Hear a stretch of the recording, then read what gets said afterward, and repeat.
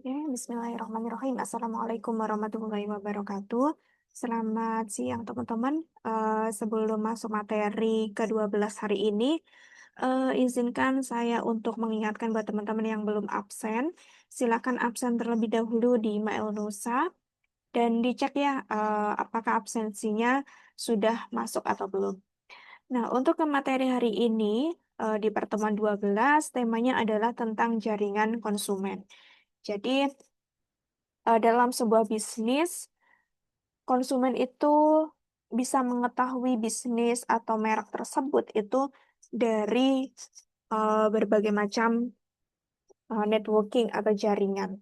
Nah, jaringan-jaringan itu nanti yang akan, memudahkan atau membantu dalam proses mempromosikan ataupun, memasarkan suatu produk.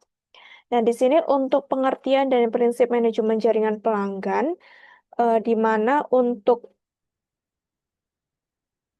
sebuah perusahaan ketika menjalankan bisnis, itu pasti tidak berdiri sendiri, tetapi ada, yang menjadi bagian dari sebuah network atau jaringan. Dan untuk mencapai tujuan CRM, itu dapat dicapai jika perusahaan bisa mengelola dan juga mengembangkan jaringan bisnisnya yang terdiri dari supplier, partner, investor, dan juga karyawan. Nah, jadi di sini yang disebut network itu ini, supplier dari perusahaan, partner, investor, dan juga karyawan. Dan ini semua yang menyuplai, yang membantu dalam mengelola dan juga mengembangkan sebuah merek dalam perusahaan.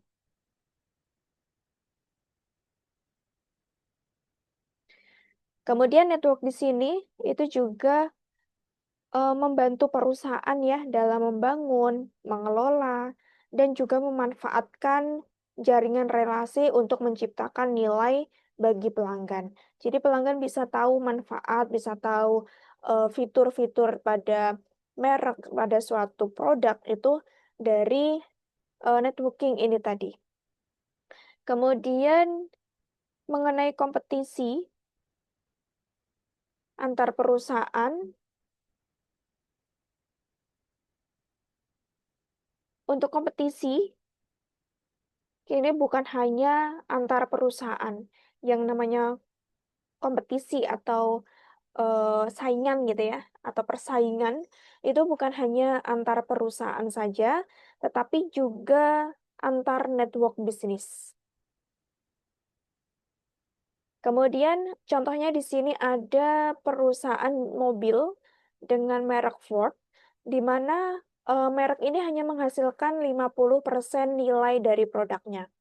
Sedangkan untuk, 50% sisanya itu dari jaringan pemasok atau dari, supplier. Oleh karena itu, jaringan bisnis itu juga ikut menentukan, dalam penciptaan nilai atau value bagi pelanggan. Nah, keunggulan kompetitif pada sebuah perusahaan sekarang, tergantung pada kekuatan jaringan bisnisnya. Semakin kuat mitra, kemudian supplier, dan juga sistem distribusi, maka semakin kuat juga nilai produk di pasar.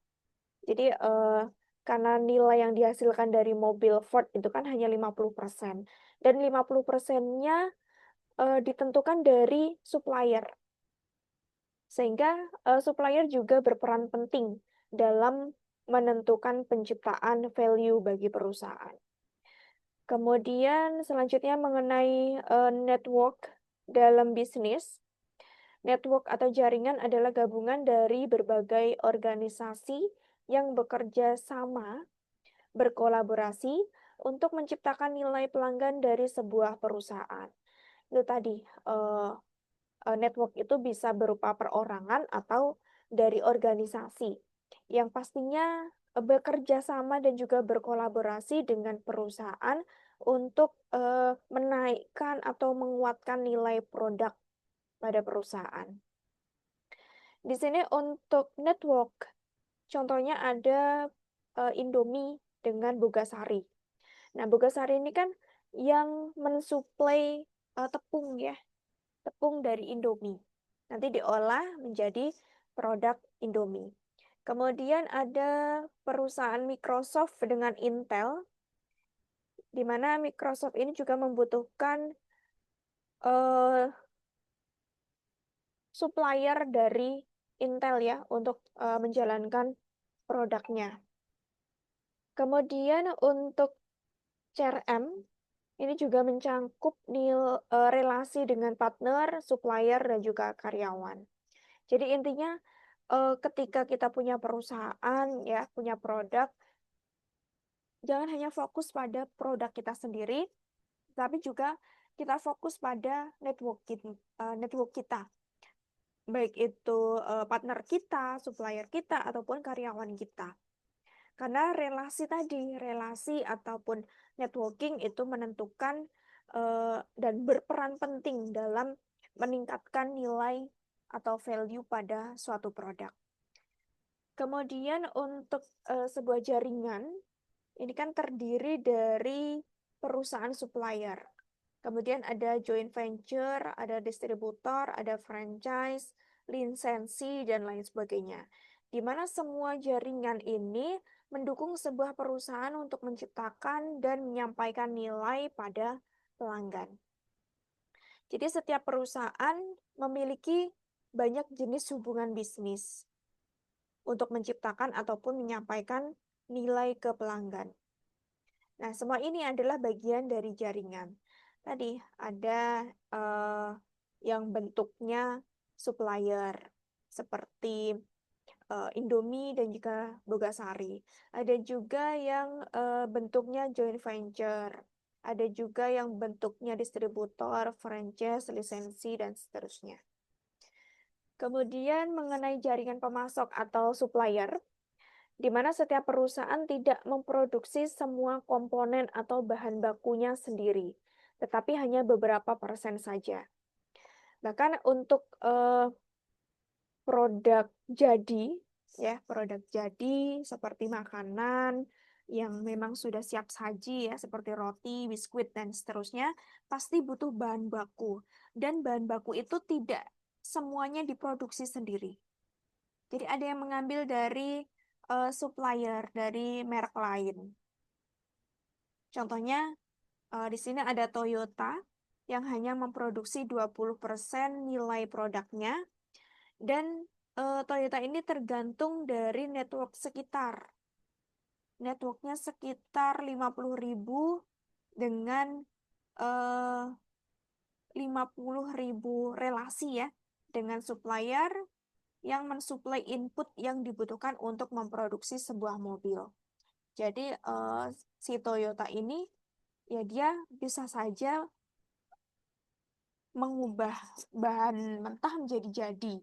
Yang tadinya bahan-bahan yang tidak bisa dipakai, seperti misalnya ban, kemudian bodi mesin, itu kan kalau kalau belum dirakit itu kan tidak bisa dipakai. Kemudian Toyota ini merakit dari produk-produk yang sudah disediakan oleh suppliernya. Di sini ada 50.000 relasi ya yang mensuplai eh, bahan-bahan yang dipakai untuk memproduksi mobil. Kemudian bukan berarti Toyota mengelola 50.000 supplier secara langsung, tetapi Toyota mempunyai jaringan bertingkat. Bukan seperti hubungan tunggal, di mana supplier dengan perusahaan, jaringan terdiri dari sejumlah besar hubungan tidak langsung. Jadi bukan hanya eh, relasi itu bukan hanya yang mensuplai, bukan hanya Toyota dengan perusahaan mesin atau perusahaan bodi saja yang bekerja sama secara langsung ya. Maksudnya hanya bekerja sama dengan satu perusahaan, tapi bisa bekerja sama dengan berbagai perusahaan. Jadi ada jaringan bertingkat.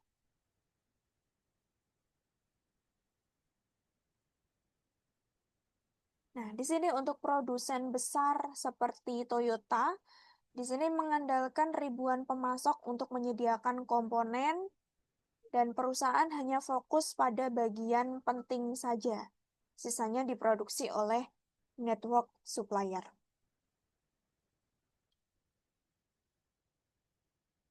Nah, di sini ada jaringan supplier bertingkat. Ini contohnya gambaran dari jaringan supplier bertingkat. Yang isinya adalah di sini ada produsen dengan merek Toyota yang tidak mengelola 50.000 supplier secara langsung, tapi ada jaringan bertingkat, ada eh, tier 1, tier 2, dan seterusnya. Nih, ada lapisan supplier pertama, kemudian ada lapisan supplier kedua, ketiga, dan keempat. Di mana untuk supplier besar itu adalah supplier di lapisan pertama yang berwarna coklat ya di sini. Itu fungsinya untuk mengkoordinasi supplier em, tingkat kedua. Kemudian untuk supplier lapisan tingkat kedua itu mengkoordinasi supplier lapisan ketiga dan seterusnya. Sampai supplier lapisan kelima ya di sini. Jadi saling membuat rantai pasok agar tetap efisien dan terkendali. Jadi misalnya Toyota ini kan mensuplai komponen dari lapisan pertama. Dan lapisan pertama ini kan tidak menyediakan semua komponen mobil ya yang dibutuhkan oleh Toyota. Sehingga lapisan pertama ini mengkoordinir lapisan kedua untuk bisa memproduksi komponen-komponen mobil yang diperlukan yang tidak diproduksi oleh lapisan pertama. Begitu juga seterusnya sampai lapisan ke-5.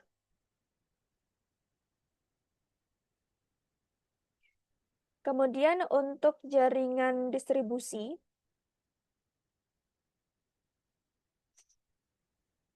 di sini untuk rantai permintaan terdiri dari pelanggan dari pelanggan nomor 2, dan juga end user atau pengguna akhir.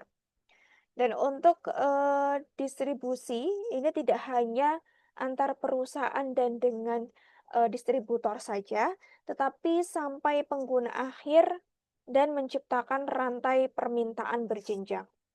Misalnya di sini kan ada perusahaan besar ya, perusahaan besar yang memang dia punya pelanggan dan pelanggannya ini juga dari perusahaan. Jadi perusahaan membeli produk ke perusahaan lain. Kemudian perusahaan ini, yang kedua ini juga punya pelanggan. Dan yang keempat adalah pengguna akhir, yang mana dia adalah dikonsumsi sendiri untuk keperluan pribadi atau keluarga. Kemudian untuk di sini ada diagram jaringan distribusi IBM. Diagram ini menunjukkan hubungan IBM dengan distributor. Di sini ada distributor dengan rekanan khusus, dengan joint venture atau usaha patungan, kemudian ada home shopping, kemudian ada biro instalasi, dan juga konsumen akhir. Untuk IBM, ini terhubung dengan banyak pihak dalam proses distribusi. Di sini dalam diagram ini menunjukkan jaringan yang luas untuk menjangkau berbagai jenis pelanggan. Nah, misalnya ya, di sini ada distributor yang memiliki nilai tambah. Maksudnya bukan hanya dia mendistribusikan produk saja, tetapi juga dia menambah nilai produk. Jadi seperti perusahaan membeli ke perusahaan lain. Di sini kan dia punya menambahkan suatu fitur ataupun menambahkan suatu menu ya. Kemudian baru dia mendistribusikan ke pengecer. yang menyediakan pelayanan penuh. Kemudian baru ke konsumen akhir. Kemudian ada juga rekanan khusus. Rekanan khusus, kemudian dia mendistribusikan produk ke pengecer yang memiliki nilai tambah, baru ke konsumen akhir. Kemudian ada juga ke joint venture atau usaha patungan. Kemudian ada juga ke perusahaan home shopping. Ini bisa didistribusikan ke konsumen akhir langsung atau ke distributor independen dulu, baru ke biro instalasi, lalu ke konsumen akhir. Ada juga IBM yang mendistribusikan produk ke produsen perangkat lunak, baru ke distributor independen, biro instalasi, baru ke konsumen akhir. Itu tadi untuk diagram hubungan IBM. Kemudian untuk jenis perantara. Jenis perantara, kemudian ada jumlah perantara, ada syarat dan tanggung jawab anggota saluran. Jumlah perantara di sini ada distribusi eksklusif, kemudian ada distribusi selektif dan distribusi intensif. Kemudian untuk tanggung jawab, di sini ada berdasarkan harga, dari kebijakan harga, dari syarat penjualan, hak teritorial distributor, dan juga jasa serta tanggung jawab timbal balik. Jadi untuk jaringan distribusi itu harus diatur melalui pemilihan perantara. Baik itu dari jumlahnya, kemudian aturan kerjasama, agar penyaluran produk bisa efektif. Jadi harus diberikan rule terlebih dahulu ya di awal. Sebelum produk itu didistribusikan, mau didistribusikan lewat distribusi eksklusif, selektif, ataupun intensif, dan itu juga harus diberikan rule mengenai kebijakan harganya seperti apa, agar antara distributor A dengan distributor B itu tidak ada perbedaan harga yang signifikan. Kemudian dari syarat penjualannya seperti apa, mengenai hak teritorial distributor, hak teritorial itu meliputi wilayah, kemudian jasa dan tanggung jawab timbal baliknya seperti apa. Kemudian untuk manajemen jaringan dan CRM, di sini ada 3 aspek. Yang pertama, identifikasi kebutuhan network. Kemudian yang kedua, kebutuhan memperluas network dan kelola kinerja network. Jadi untuk CRM di sini tidak hanya fokus ke pelanggan akhir saja, tetapi juga fokus ke relasi atau networking. Supaya apa? Supaya network tadi juga ikut menciptakan nilai produk. Kemudian untuk identifikasi kebutuhan network,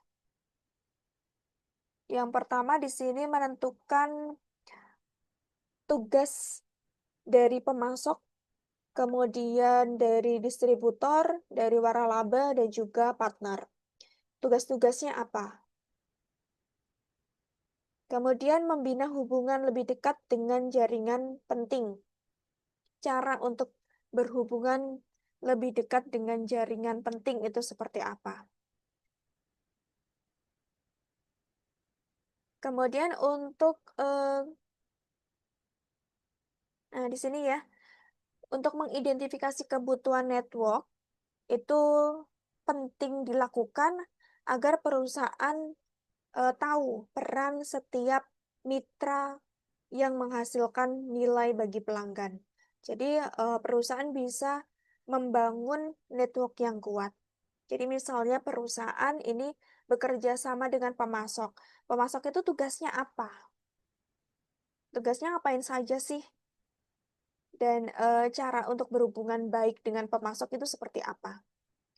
Kemudian mengenai kebutuhan untuk memperluas network, Yang pertama untuk mengevaluasi kemampuan anggota jaringan. Jadi, bisa untuk mengetahui ya, posisi anggota jaringan yang memiliki sumber daya dan tekad untuk mengerjakan berbagai kegiatan yang dibutuhkan. Apakah, network atau relasi tadi sudah melaksanakan tugasnya dengan baik atau belum. Kemudian jika tidak layak, maka, perusahaan bisa mencari mitra baru. Misalnya tadi kan, perusahaan bisa bekerja sama dengan pemasok. Perusahaan harus tahu nih tugas pemasok itu apa, kemudian bagaimana cara berhubungan baik dengan pemasok. Nah, ternyata pemasoknya tidak bekerja dengan baik, tidak melaksanakan tugasnya dengan baik, sehingga perusahaan berhak untuk memutus hubungan dengan pemasok tersebut dan berganti ke pemasok baru. Kemudian, jika jaringan saat ini tidak layak, maka kembangkan jaringan lain untuk menentukan berbagai sumber daya untuk mengerjakan kegiatan yang dibutuhkan. Itu tadi, misalnya, pemasoknya tidak bertugas dengan baik, tidak menjalankan tugasnya dengan, sebagaimana mestinya. Jadi perusahaan berhak untuk memutus hubungan dengan pemasok tersebut. Jadi, tidak semua mitra itu mampu eee, berkolaborasi, mampu bertumbuh bersama. Jadi, perusahaan harus menentukan, sendiri bagaimana untuk memperluas jaringan untuk mengisi kebutuhan baru. Karena meskipun perusahaan itu, butuh network, tapi, network yang seperti apa yang harus dibutuhkan. Karena tidak semua network itu bisa bertugas, bisa menjalankan tugasnya dengan, baik. Sehingga pintar-pintarnya perusahaan untuk mencari network yang tepat. Selanjutnya untuk mengelola kinerja network, di sini bisa menjelaskan standar dan juga aplikasi CRM. Mampu menerapkan aplikasi CRM. Kemudian mampu menerapkan dan memantau standar kualitas atau menempatkan orang pada peranan pengawasan atau pelayanan. Kemudian mencari berbagai cara untuk meningkatkan kinerja. Nah, bentuk peningkatan kinerja bisa dengan sumbangan jaringan yang lebih efisien dan sumbangan jaringan yang lebih efektif. Jadi untuk kinerja jaringan itu harus terus dipantau agar hasil akhir produk atau jasa kita itu tetap berkualitas. Contohnya tadi Toyota itu kan dia hanya seorang produsen yang menciptakan nilai sekitar 20% dan 80%-nya itu bergantung pada supplier. Nah, Toyota ini dia bergantung pada supplier. Karena bergantung pada supplier, sehingga perusahaan dari Toyota itu juga harus terus memantau supplier-suppliernya itu seperti apa. Apakah dia bisa dipercaya untuk terus menjaga kualitas produknya atau tidak. Kemudian hubungan dengan supplier. Untuk manajemen hubungan dengan pemasok, itu berbeda dengan manajemen hubungan dengan pelanggan. Kalau untuk hubungan dengan pelanggan, itu bisa di-manage sendiri ya oleh perusahaan. Tetapi kalau hubungan dengan supplier, perusahaan harus pintar-pintar untuk memantau hasil kerja dari supplier kita. Karena kita tidak bisa memanage sendiri supplier kita itu seperti apa. Kemudian untuk supplier handling atau pekerjaan back office, manajemen hubungan pemasok itu pekerjaan back office, sedangkan CRM itu pekerjaan front office. Jadi kalau hubungan dengan pelanggan itu termasuk hubungan yang sifatnya front office yang dikerjakan oleh orang-orang di depan layar seperti tim pemasaran dan seterusnya. Sedangkan kalau hubungan dengan pemasok itu dikerjakan oleh orang-orang back office, orang-orang produksi, dan seterusnya. Kemudian para pemasok perlu diberikan penjelasan dan diatur agar mereka menyediakan bahan yang tepat, pada waktu yang tepat, dan dengan harga yang tepat, sehingga memungkinkan perusahaan inti untuk melayani pelanggan dengan baik. Itu tadi. Jadi perusahaan memang harus terus memantau agar perusahaan suppliernya itu terus menjaga kualitas produk mereka. Kemudian CRM ke pelanggan itu fokus pada layanan, sedangkan untuk CRM ke supplier itu fokusnya untuk memastikan bahan baku. Apakah kualitasnya tetap, kemudian bisa diproduksi tepat waktu, kemudian harganya juga sesuai dengan eh, dengan ketentuan awal, kemudian kualitasnya juga tepat. Itu ya, untuk perbedaan hubungan dengan pelanggan dan juga hubungan dengan pemasok. Kemudian saat ini banyak perusahaan bekerja sama dengan para pemasok dalam sejumlah kegiatan secara erat. Jadi perusahaan itu bisa saja bekerja sama dengan pemasok, itu bukan hanya dalam hal menyuplai komponen atau bahan baku, tetapi juga dalam kegiatan-kegiatan seperti pengembangan produk, yaitu pemasok mungkin punya ide ya untuk perbaikan produk ataupun untuk menciptakan produk baru, itu juga bisa. Kemudian program pengakuan resmi pemasok dengan menggunakan standar internasional seperti ISO. Nah, di sini untuk ISO 9000 itu merupakan sekelompok standar manajemen kualitas umum, di mana kualitas itu diartikan sebagai semua ciri produk, baik itu produk barang atau jasa yang dibutuhkan oleh konsumen.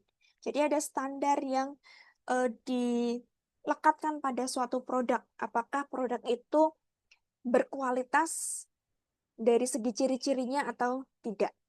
Kemudian untuk perusahaan inti itu bisa memastikan bahwa para pemasok dari perusahaan mereka itu diakui oleh ISO 9000. Jadi bisa dipantau lewat ini tadi. Apakah kualitas produk pemasok atau supplier kita itu sudah punya standar ISO atau tidak. Kemudian ada berbagai tren dalam hubungan pelanggan dan juga pemasok.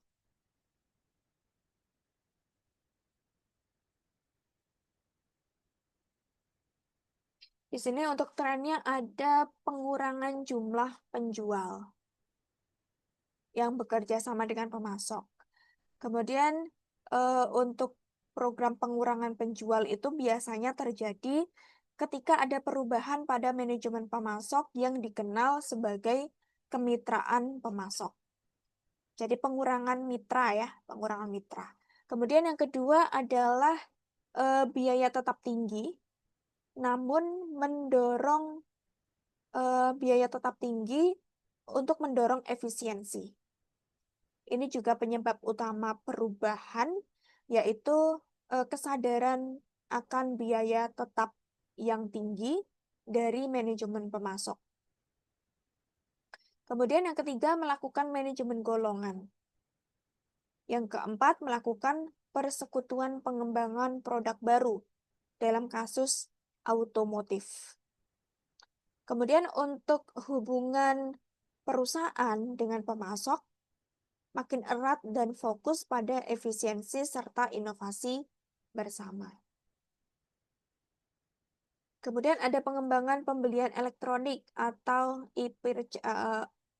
e-purchasing. Kemudian ada pengembangan perdagangan elektronik bisnis to konsumen.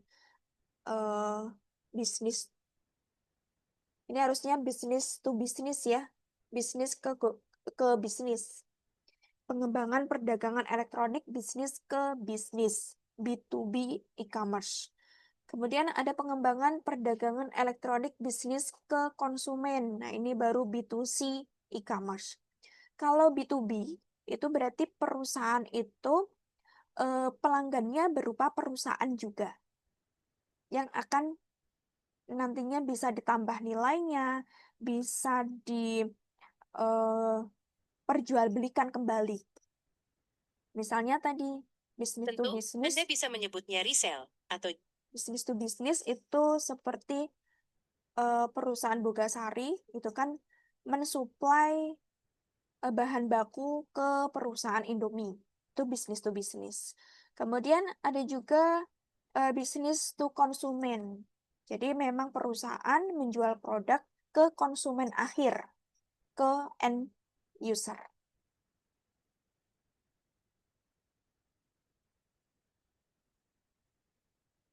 Nah, di sini untuk digitalisasi, ini juga membuat hubungan perusahaan dengan supplier dan pelanggan menjadi lebih cepat, murah, dan mudah dikelola secara elektronik. Ini tadi ya, untuk tren dari hubungan pelanggan dan juga pemasok. Ada juga yang sifatnya digitalisasi seperti e-purchasing, B2B e-commerce, dan B2C e-commerce.